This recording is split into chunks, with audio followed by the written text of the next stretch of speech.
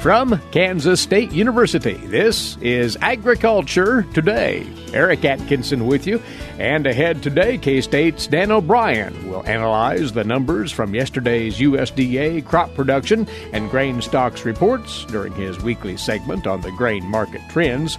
Also, K-State's Doug Shoup will go over his multiple years of field trials evaluating various cover crops in a corn-soybean crop rotation and the ensuing impact on yields. He reported on this work at K-State's Cover Crops Field Day last Friday. And on this week's Kansas Agricultural Weather segment later on, K-State's Chip Redmond stands in for Mary Knapp this week. He'll talk about the many weather data features for you agricultural producers that can be found on the K-State Mesonet website. All this and more next on Agriculture Today. Science Communication Week is coming to Manhattan November 6th through 11th. Kansas State University, Sunset Zoo, and Flint Hills Discovery Center are bringing together local science students, professors, and professionals, as well as journalists from National Public Radio and National Geographic to share their insights and discoveries. Find out about all the free public events at k-state.edu/SciComm. That's k-state.edu/SCICOMM. Well, the USDA posted its latest update on crop production and grain supply and demand numbers yesterday morning. Of course, the trades have been interested in what the department had to say about row crop productivity in its latest account. We'll talk about that and the market response with Dan O'Brien, now on the line with us, grain market economist, K-State Research and Extension, from his office in Colby, northwest Kansas. Let's start, Dan, with the corn production number, exceeding the estimates of trade observers as they went into the report by a fair bit, spurred on by what the USDA is forecasting as a record yield. Yes. Of course, the big surprise for a lot of market watchers was that the USDA raised the yield per acre estimate up to a new record high of 175.4 bushels per acre, higher than what had been the record high last year. So if that holds up, again, sure raises the question of how very good genetics are affecting our yield expectations for corn. And that plus relatively good weather over the last several years has sure led us to a situation where we're producing hills, mountains, buildings full of corn. And so it is as it is. And with that, as you go through the USDA supply demand balance sheet for corn, they did raise the export number by about 75 million, raised the feed and residual amount by about 75 million as well. Even with all of that, the ending stocks number is up to projected to be just under 2.5 billion bushels at 2.487. It's interesting to consider how the record high amount of total corn use at an average price of $3.36 last year in the U.S. for corn was about 14.65 billion bushels. And actually, with supplies almost equal, they're projecting a little bit lower usage for this go-around. So if there's kind of a hidden bit of hope in this large supply situation, is that the USDA may fall into the pattern as it has in some past years when we've had large crops of sitting here in October, November, December, even January, and underestimating the usage at low prices. Dan, is that why the market's response to these numbers was somewhat muted compared to what we might have otherwise expected? Well, obviously, when the numbers came out, as big as they were, it wasn't a, quote, surprise to anyone, apparently. At least it didn't shock the market psyche enough to drive us to lows. And really, that's our issue, I think, where the lows we had gotten down to in corn futures, well, last summer of about $3.01, again, are, 40 cents below where we're at right now. So here we've taken this shot in the market. Larger supply than we had anticipated, and still we're sitting at just about where we have been the last several weeks. So if we did not have such strong usage trends going on for these crops, we'd be all that much more bemoaning the fact of prices probably heading below $3. But there's some good things happening. We have livestock numbers pretty decent, and if you look at what's happening in the energy sector, again, oil back up to $57 per barrel. Gasoline had been down to about 139 up to 182, showing some support for longer-term ethanol usage prospects, although right now, if anything, the RBOB gas numbers outpacing ethanol. I think we've got so much low-cost corn around that there's no shortage of ethanol to blend with it, but still have an overall positive there. The one number that I do wonder on, and I hope it holds up for the sake of usage, would be the increase in exports, up to 1.925 billion.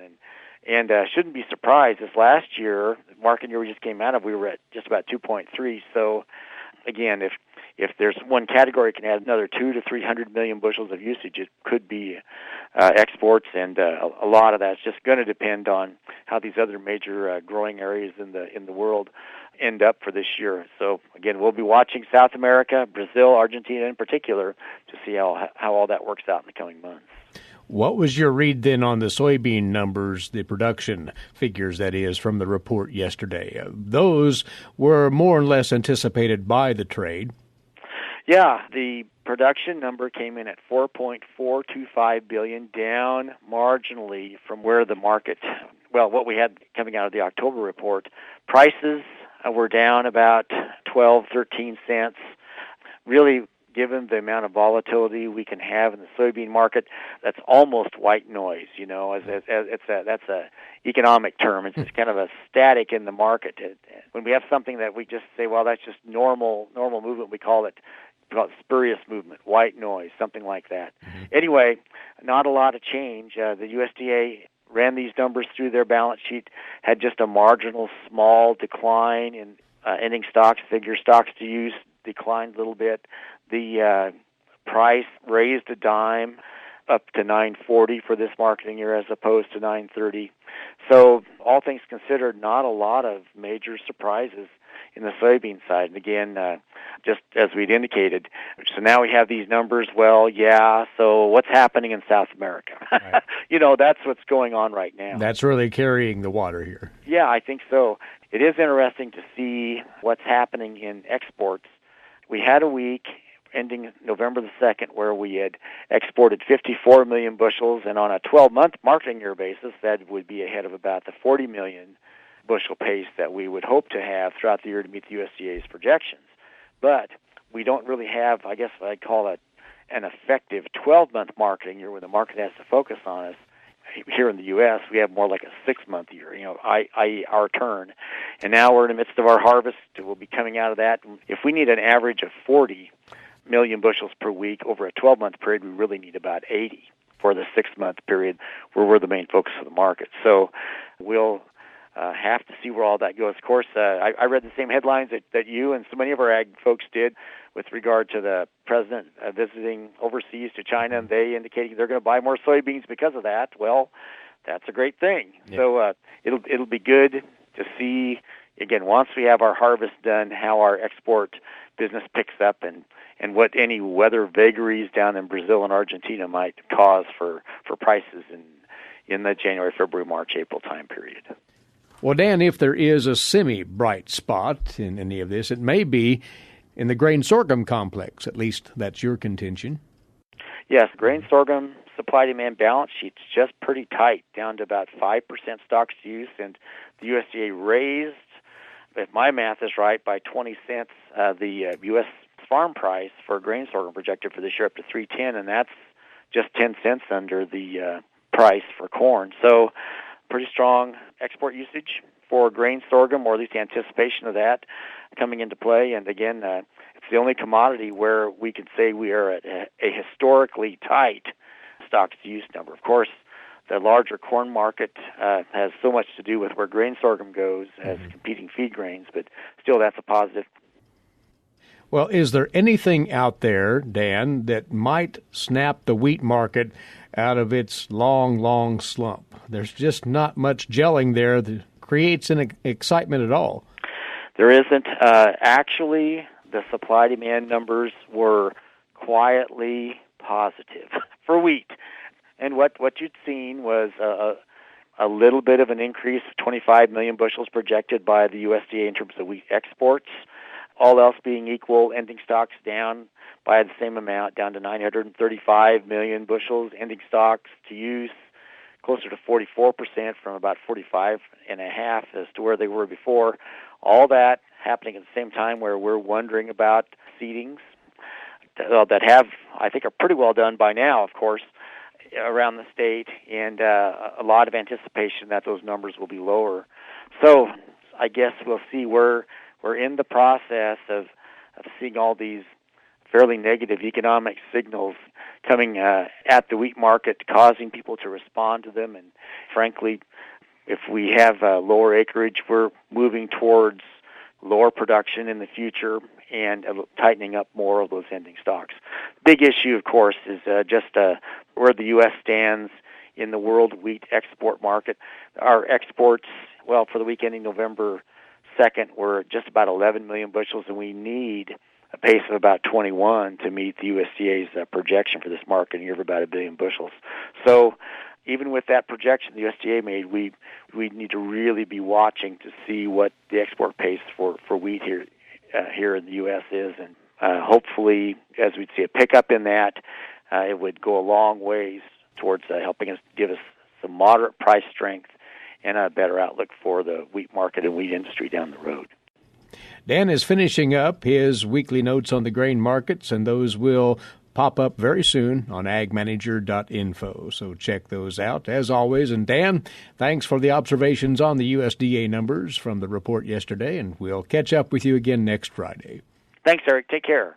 The weekly segment on the grain market trends provided to us by Research and Extension grain market economist, K-State, Dan O'Brien.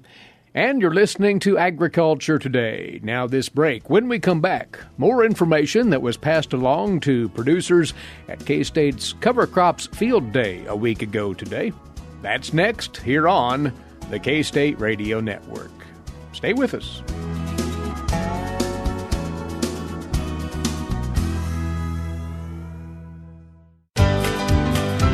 Did you eat today?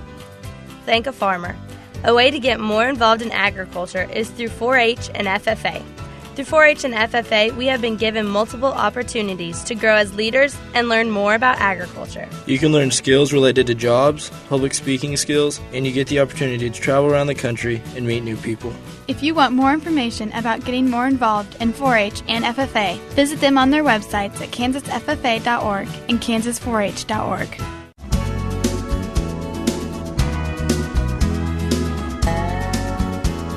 Agriculture Today resumes now. Well, a week ago this time, K-State's Department of Agronomy was hosting a Cover Crops Field Day just south of Manhattan at the Ashland Bottoms Research Farm. Very well attended, and among those who presented information on their cover crop research, Doug Shoup. He's the K-State Research and Extension Crops and Soil Specialist for Southeast Kansas. Doug, you've had quite some research experience for the past few years in cover crop implementation. We want to talk of some of your results, but that field day was indicative of just how much interest in cover crops there is out there. Yeah, it was a really good day, great attendance, and a lot of great feedback from producers. On a cold day, it was good to get some great interaction on cover crops and what we at the university have been looking at over the last number of years. Your particular assignment at that field day was to share your data to date on cover crops in rotation with cash crops, specifically soybeans and to a certain extent corn.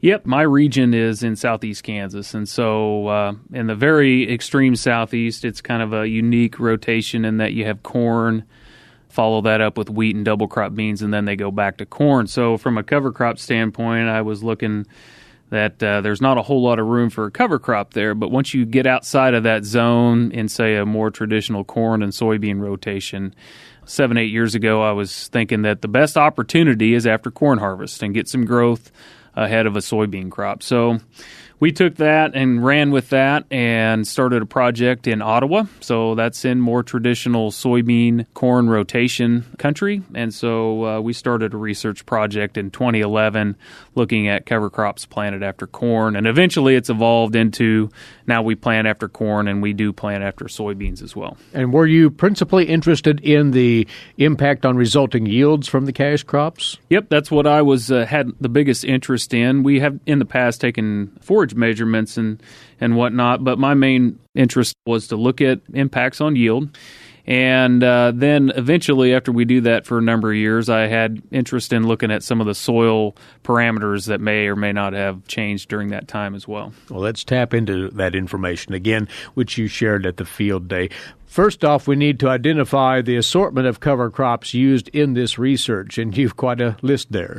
Yeah, of course, we tried to do all sorts of combinations of cover crops, but the main focus is a cool season cereal with mostly rye for most of the years planted. And so we have a rye, and then we'll also have kind of a radish base. And so they can either be as a single species, as a combination, and then depending on what the seed availability was from our seed distributors that fall, we had an assortment of legumes, and we had non-legume broadleaves, and then we had some other grasses in that mix as well. And so all sorts of combinations from single species up to 7 and 8 in a particular combination. You have quite a scope of information here then as far as the performance of those cover crops. And talk about the implementation of those and the resulting impact on yields. And start with soybeans. Mm-hmm. So our goal was as soon as corn harvest is complete, we get in there and try and plant fairly quickly.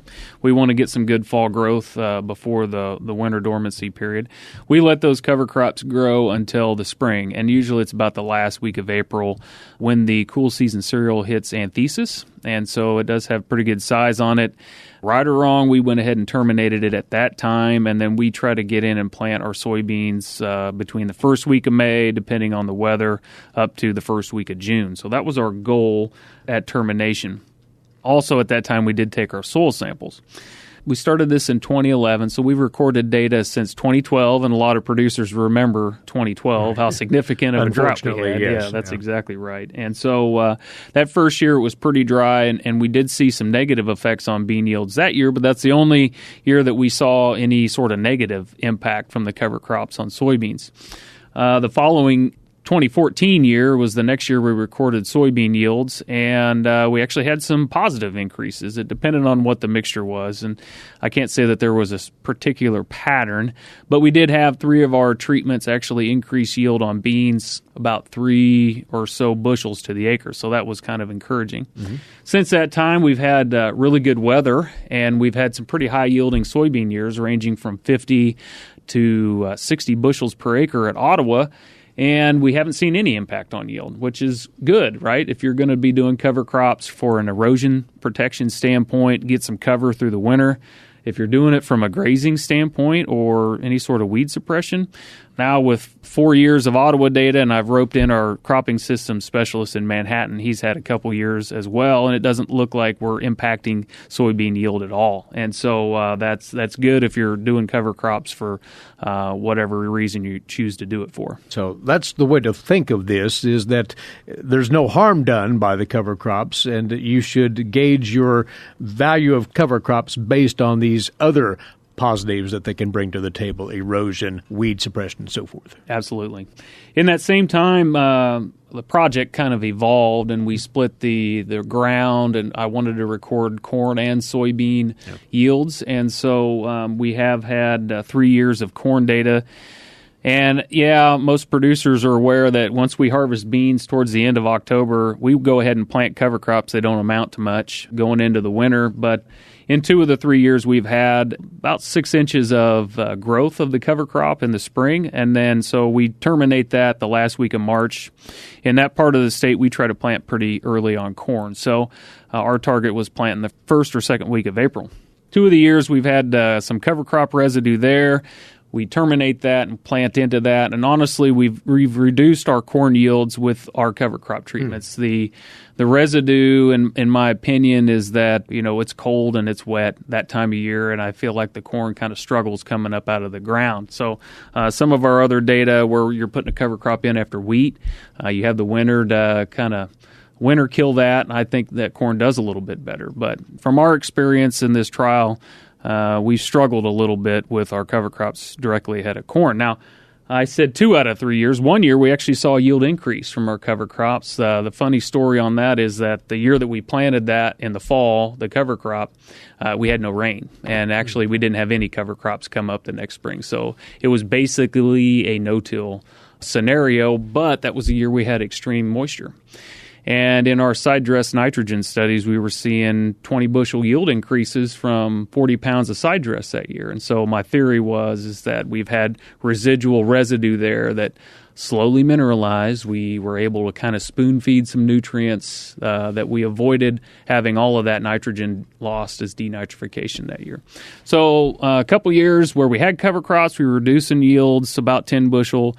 The 1 year that we didn't have cover crops but had that residual effect, we were increasing yields about 10 to 15 bushel. So kind of an interesting little twist to the research. Now, you mentioned, and we want to slip this in as well, that you have been interested in the impact on soil traits, the biology of soil, as you would use a cover crop in this system, and you've gotten a read on several things there that are worth noting. Yeah, so we, with the help of the Kansas Soybean Commission, because we wanted to do some biological soil testing, looking at some microbial differences. Of course, also the traditional nutrient profile of our soil samples as well. So our goal is to take these soil samples again in the spring, right at anthesis, so we have a good growth of cover crop. And we sent those off to a commercial lab. We didn't do any testing in-house, but we sent it off to a popular commercial lab that accepts these biological tests. And get reams of data back, I will say that. And honestly, it's been kind of hard for us to find any sort of trend in the data per se. There was a Solvita test 1 year that made a lot of sense to us. The more complex cover crop mixture we had the higher respiration of CO2. So that was kind of a nice pattern to see in 1 out of the 3 years we were doing this soil sampling. The other 2 years, we didn't see a consistent response from that. And the other thing is that some of our other microbial differences that are given back to us in this test result didn't really consistently correlate with what the cover crop mixture was versus our check. We always have a check that has an unplanted cover crop. So I don't know really a good summary on the biological. The one thing that I do find important is that we are actually starting to see a trend of increased organic matter, and that's really what a producer's goal should be, some increases in organic matter. And after 6 years of this site, we are seeing some increases in organic matter, some statistical increases, and they do correlate with the complexity of our cover crop mixture. So that's encouraging to see. So, Doug, you've collected this information since 2011.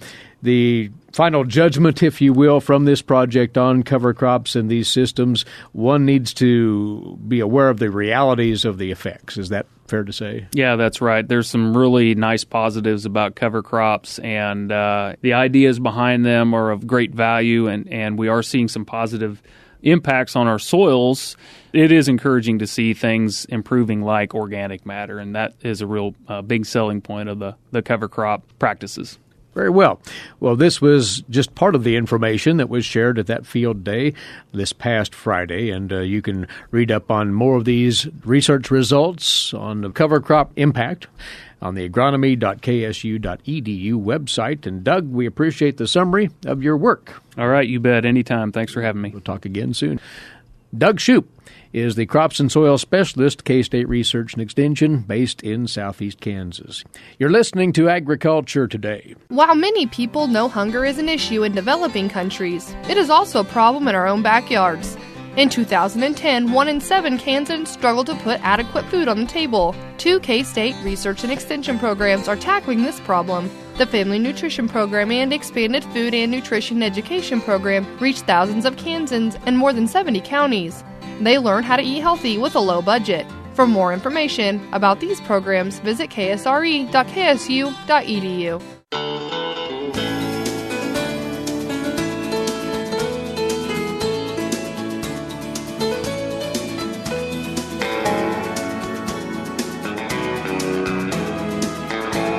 You're tuned in to Agriculture Today here on the K-State Radio Network.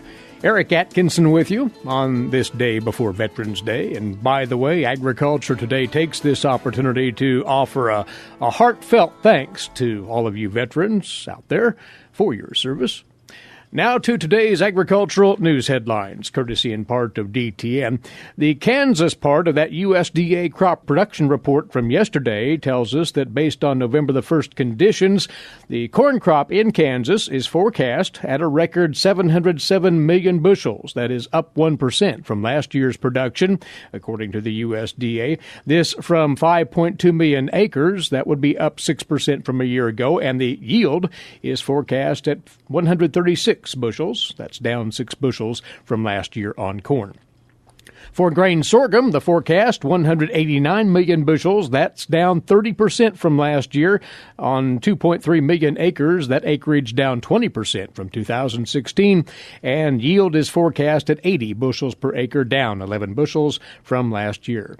Soybean production in Kansas forecast at a record 204 million bushels, up 6% from last year, off of 5.1 million acres, 27% above the acreage in 2016, and the soybean yield is forecast at 40 bushels per acre, down 8 bushels from last year. Cotton production in Kansas, by the way, at a record 185,000 bales. That's up 161% from last year. The acreage, 91,000, up 60,000 acres from 2016, and the cotton yield at 976 pounds per acre. That would be down 123 pounds per acre from a year ago, according to the USDA.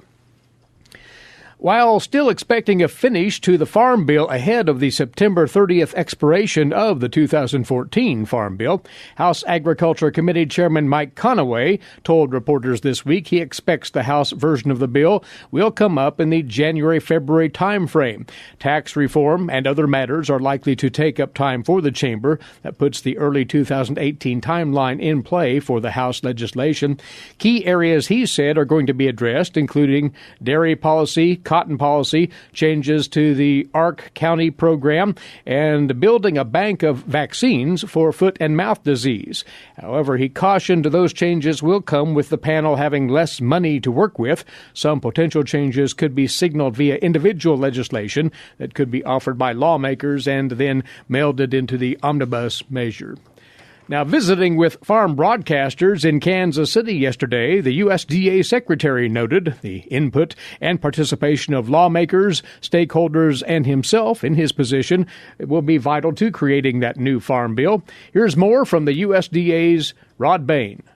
As 2018 Farm Bill development continues in both houses of Congress, so does the Agriculture Secretary's participation in the Farm Bill process. That's what I consider my job to be. I don't write the Farm Bill, but we're there to guide and instruct and consult and give our opinion about if we think they're on the right track or not. Agriculture Secretary Sonny Perdue told farm broadcasters in Kansas City Thursday that producer and ag industry feedback on a new Farm Bill and what it should contain is one reason for his visits of over 30 states since taking office last April. What's working, what's not, and how can we do better? I'm a continuous improvement guy. I think we made a lot of improvements in 2014. We didn't nail it right in the middle, and we won't in 18, but it's a matter of continuing to move the needle toward a good balance of market signals versus safety net. The Secretary also noted the knowledge of House and Senate ag leaders on the intricacies within the Farm Bill to help achieve that balance while crafting this legislation. From the National Association of Farm Broadcasters Convention in Kansas City, I'm Rod Bain reporting for the U.S. Department of Agriculture. And in advancing their tax reform bill to the House floor for debate, the House Ways and Means Committee removed language that would have subjected rental income to self-employment taxes. That topic had become a major sticking point in the tax reform package for agriculture because it would have taxed more than 1.8 million farmland landlords, including farmers who lease land back to their family partnerships. On now to this week's edition of the Kansas Wheat Scoop. With that is Marcia Boswell. Marcia? The Kansas Association of Wheat Growers is joining other agricultural organizations in encouraging President Trump to support a modernized North American free trade agreement that maintains and enhances food and agricultural trade between the U.S., Mexico, and Canada. Under NAFTA, American food and agriculture exports to Canada and Mexico grew by 450%. In 2015, the United States held a 65% market share for agriculture products in the NAFTA region, and in 2016, we exported nearly $43 billion worth of food and agriculture goods to Canada and Mexico, making our NAFTA partners the largest export consumers of U.S. agriculture. NAFTA also lowered the price of various inputs throughout the supply chain, benefiting U.S. consumers, and helped eliminate non-tariff barriers, making U.S. agriculture more competitive. Of course, NAFTA also has provided U.S. consumers year-round reliable access to many forms of produce previously available only on a seasonal basis. Prior to NAFTA, state intervention and import tariffs kept U.S. wheat exports out of the Mexican market. Now, most U.S. wheat farmers, especially Kansas farmers, rely on Mexico as their number one market. Without NAFTA, wheat from other sources will increasingly displace U.S. wheat from the Mexican and Canadian markets. In fact, there is an upcoming shipment of wheat from Argentina to Mexico, a first in modern history, as Mexico looks to diversify suppliers amidst the uncertainty over NAFTA's future. NAFTA withdrawal would also disrupt critical industry supply chains, close markets, eliminate jobs, and increase prices for the basic needs of American consumers.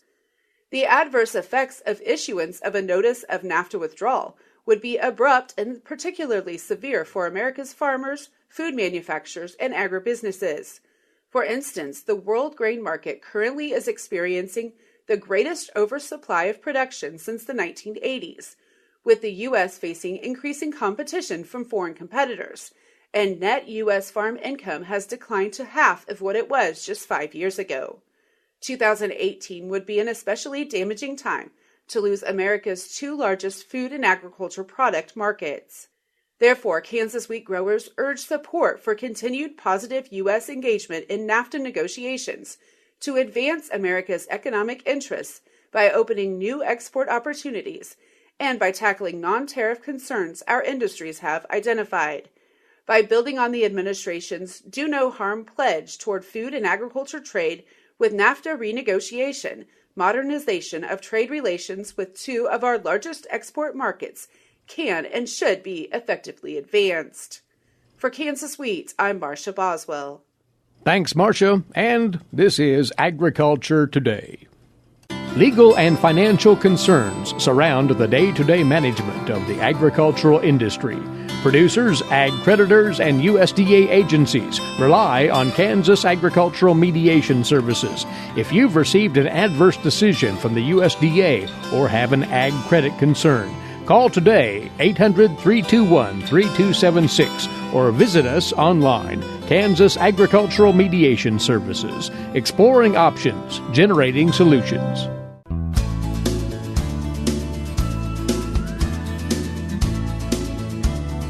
Welcome back. You're listening to Agriculture Today. This is the regular segment where we talk Kansas agricultural weather on the broadcast. Well, K-State climatologist Mary Knapp is away this week. We've invited one of Mary's working colleagues in to share a few moments on this website we reference frequently as a fine source of information on weather and the elements that may be impacting agricultural production. It's called the Mesonet website out of K-State. And the manager of that site, an assistant scientist in agronomy at K-State, Chip Redmond, is with us. Chip, good to have you back once again. And remind us about the basic concept of the Mesonet, if you would. So the Mesonet is just a network of weather stations across the state. We're comprised of 58 stations, and we have two different types of stations, tripods and towers. But the main point of the network is to measure parameters related to agriculture. So we're looking at the winds, the certain heights that are important to agriculture, and we also look at evapotranspiration. We measure solar radiation. We measure soil moisture as well and soil temperature. And you're tracking this in real time? Yeah, so the website has data up to every 5 minutes. It updates live, so you can just hit refresh, and you can see the brand new data that comes in every 15 minutes if you really wanted to. But we also collect the hourly and daily data as well. And if a producer or anybody else for that matter, Chip, goes to mesonet.ksu.edu, that is the address, they can readily call up this information. It's very easy to manage, isn't it? Yeah, when you go to that main website, it brings up a map of the state, and you can select your location of interest, and it'll give you more data. And then you can also pull down historical data from all the sites as well. There's a menu in the top left. There's 3 bars stacked on top of each other. And once you hit that, it'll give you some options. And then you can pull up agriculture parameters as well. We do growing degree stuff on there so people can project out their growing degrees. So there's a lot of different resources available on this page. If you wanted to just get what the maximum wind gust was yesterday, you can pull that up as well, or maximum temperature, minimum temperature. And then we've also added some additional tools to help people be able to focus on certain things, like, say, the freeze. Every year that first freeze and first frost catches everybody. So they want to try to predict when that's going to happen. So we provide a climatological summary of all the stations and when the average first freeze is, which is basically the first below 32-degree temperature. We map that out, the low temperatures and what the minimum was in the last 24 hours. And we also do hours below 32 and hours below 24, which are the 2 criteria for wheat. And then, obviously, all your vegetation dies after 32 degrees. We bring in all the frost data from the last 30 years. So the climatological data for each station is there as well. So if you want to know when the average freeze is for the last 30 years, that's what we use for the climatological basis for the average freeze, or the latest and earliest freeze. And highlighting that because it's your intent as those involved in the Mesonet site to continually find new tools that can address weather phenomenon that are of interest to producers. There's another one on thermal inversion. You might explain what that refers to, because as we're finding, that's a very important factor when it comes to such things as pesticide applications. Correct. Yeah, so the tool launched maybe about a month ago, I'd say.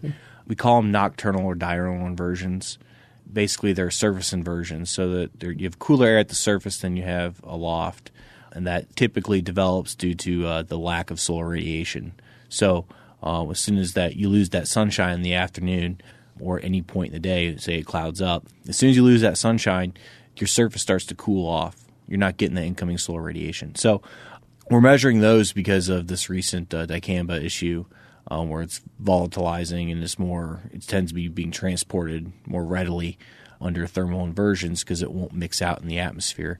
So we're trying to at least get a regional view, a statewide view of inversions at all our 30-foot towers, because we measure the temperature at 6 foot and 30 foot.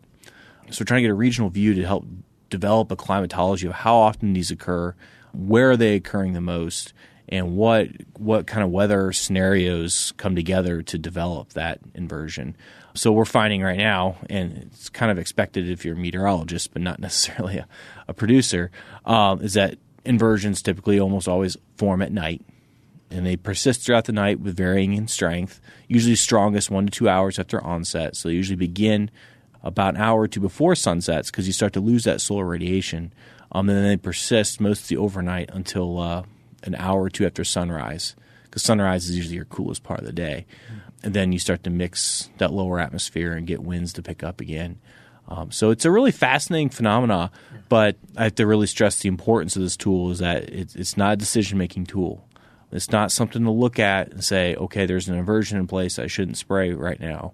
Or there's not an inversion in place and I can spray. Inversions can form very rapidly. So you could look at it and it'll change 5 minutes later. Mm-hmm. It's the weather in Kansas. It's always changing. But it's a guidance tool. You know, if you want to go back and evaluate maybe some trends and see when you're getting inversions forming, where they're forming at, and maybe the strength is a good idea. So it's basically developing that data set so we can go back and look at when people were spraying and start to link the two together with problems with drift, et cetera. So particularly this coming spring when field work resumes in full, this would be a great thing for producers to just simply check out and monitor somewhat regularly to get a feel for the inversion trends you're talking about, right? Yeah. See when it starts And when it mixes out, which will obviously depend on your season a little bit too, because we have a lot less sunlight this time of year than we do in the summer, and then get a feel for maybe where the wind directions are typically out of in that general area, because you still have light winds when an inversion is in place, and that's the cause of the issue. If it was completely still, it wouldn't be a problem. But we still have very light winds. On average, we're looking at 2 to 4 miles an hour average winds under an inversion. So it's transporting those molecules and that air over fairly long distance overnight. So to get an idea where your winds are going to be out of when the inversions are in place, and that'll help you decide maybe where that possible drifting could occur. It's something that producers, particularly, as you say, Chip, in light of the dicamba issue, need to be familiar with, temperature inversions, and these will be tracked from here forward on the Mesonet website. It's a great service, and it keeps getting better. Hats off to you, to Mary, and all the others that contribute to pulling this together and continuing to grow it. We appreciate your time, Chip, as always. Thank you. Yep, thanks for having me. He's the manager of the Mesonet website at K-State, Chip Redmond. Check it all out. It's worth your while, producers, at mesonet.ksu.edu. Chip filling in for Mary Knapp on this week's Kansas Agricultural Weather segment. That's our time for today. Thanks for tuning in, and enjoy your weekend. Eric Atkinson here for Agriculture Today over the K-State Radio Network.